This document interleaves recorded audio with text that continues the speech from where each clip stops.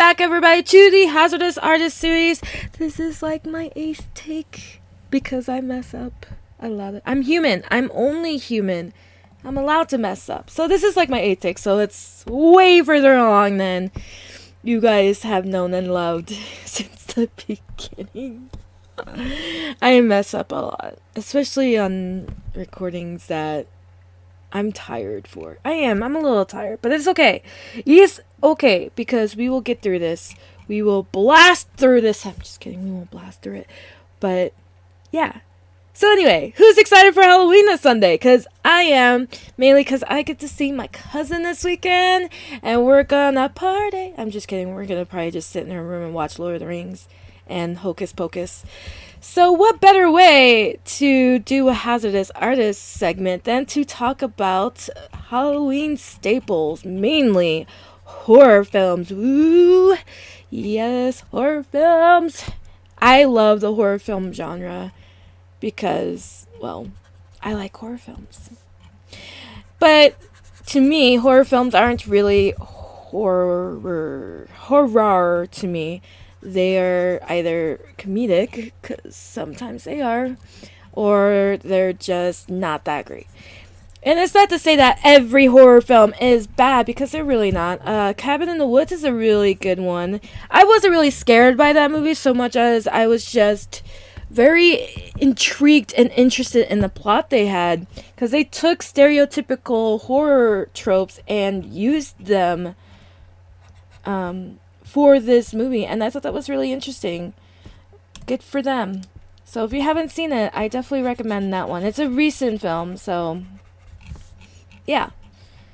But a lot of the more recent, shut up computer, a lot of the more recent films aren't really, they don't live up to the hype of horror, in my opinion. But I'm also the type of person who grew up with horror films, and I have gotten traumatized by a couple when I was a kid. I mean, that's how you get into the horror film genre, right? You have to be traumatized. That's like your rite of entry into the horror film genre when you're older. So you have to be traumatized first by a horror film, and then you can enter the world of horror. But yeah, that's how I got it. I was traumatized as a kid. But for real, okay, there were a couple in my youth that were actually pretty scary. And I don't know, I watched The Shining, but I didn't think that was really scary. And I watched it when I was younger. I wouldn't say I was a kid, but I watched it when I was younger, and I was still not really that scared. I mean, if my mom watches this, she might say something else, but she doesn't have to comment, so it's okay. Love you, Mom. Don't be giving my secrets away. But there were a couple that have given me nightmares when I was a kid. One of them is Lady in White. It is a really old film, and it just, when you're a kid and you watch a kid being thrown off the cliff to die, and when I say that, at this time when it showed that on screen, the kid was a ghost, and the ghost was reliving again how they died. And as a kid, that's a little bit unnerving, to say the least. So when you're a kid and you watch that, that's just it's kind of disturbing. Okay, you don't never want to watch a kid being thrown off a cliff. That's not exactly, fun to watch. So that gave me nightmares when I was a kid. And then 13 Ghosts, which is a fantastic horror movie. If anybody wants to watch a new horror movie that they haven't seen, 13 Ghosts is a good one. I really enjoy 13 Ghosts. There's a notable actor in there or two. I just know, I haven't seen it in a while, and I'm hoping I get to watch it this weekend. But that's a good one. That gave me nightmares as a kid because, 13 Ghosts. You can kind of see where that one's going with the ghosts. So, that gave me nightmares. And the last one that gave me nightmares when I was a kid was Chucky. Yes, Chucky. The the not so friendly doll that kills everybody. That gave me nightmares when I was a kid. But it's okay for a movie. It definitely portrays into the stereotypical character tropes in that movie for sure. And then you got the weird rituals they do in the movie and stuff, but yeah. Yeah. So that was one that gave me nightmares as a kid. Didn't help my brothers like tease me all the time about it, so it was just one of those things that they would never let go of when it came to me. Which is fine. They're my brothers, so I can get back at them. That didn't sound like I was gonna. Shh, you guys heard nothing. You're plausible deniability. Anyway, so those were the movies that scared me as a kid into having nightmares. And then eventually, when I got older, like, I don't know, 7 or 8, started having night terrors. Those are fun. But, yeah, crazy.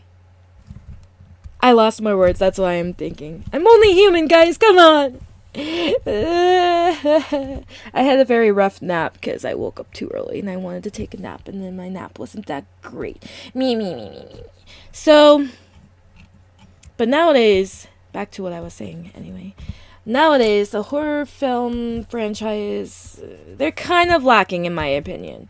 They're not doing great.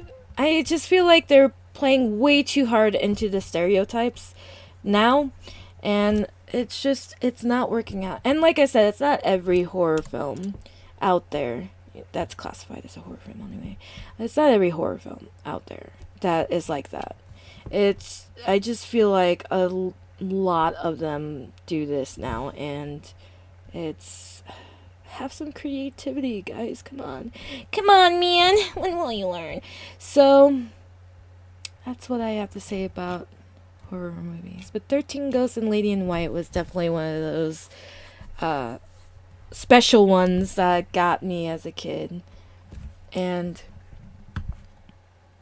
yeah, that's really all I have to say about that particular piece about horror films, because I've really watched too many, or if I did, I didn't really register it as a good movie for me to even mention.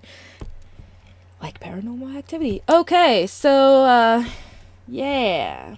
I finally finished what I wanted to do with the outline of the background. It's coming along. I don't do intricate backgrounds much anymore, not because I don't like them. They're very difficult, but I usually didn't have enough time to do intricate backgrounds. And like I said, it's like my ace take because I'm human and I barely don't know jack about anything. So, brain is malfunctioning. This will be the end of the Hazardous Artist series episode, and you can join me next time, but not next week, the following week. Woo. Well, yeah, next week, the following week, because I recorded this before Tuesday. So, anyway, thank you for joining me on this journey, everybody. This very strange, fuddled up journey, because this is not the only video where I screw up, because my mind doesn't want to play. Oh, this is such a shorty video. Oh, that's okay. I'm tired. I gotta do stuff. So, join me next time. I don't know what we're gonna talk about. I'm sure it's gonna be something exciting though. Hopefully my brain will work better than it is today. It's kind of spicy in here. So, yeah. Come find me on social media, on Facebook, Instagram, and Twitter for all the fun updates, not to mention the Discord server for Panel Protagonists, my Twitch stream. You have to be 18 years or older to join, but you can find the link all over my social media. Feel free to join. We do a lot of fun things. We have a Pokemon bot, and I've kind of been all over it. Catching Pokemon and training Pokemon and trying to battle Jessie all the time. It's fun. We also have a Battle Royale bot, which is also fun. Plus, other topics to discuss. We have a sciencey topic, we have anime topic, and gaming topics. You should definitely join. And I also do art streams called Doodle Times. So join me on the Discord panel protagonist server. The link is in all of my social media. Just scroll down to find the link. Not to mention my melzacomics.com store is up. I have keychains and stickers and fun little things where you can decorate your car or your desk area or your backpack. So you should definitely check that out. And I will see you guys next time. But until then, dare to create.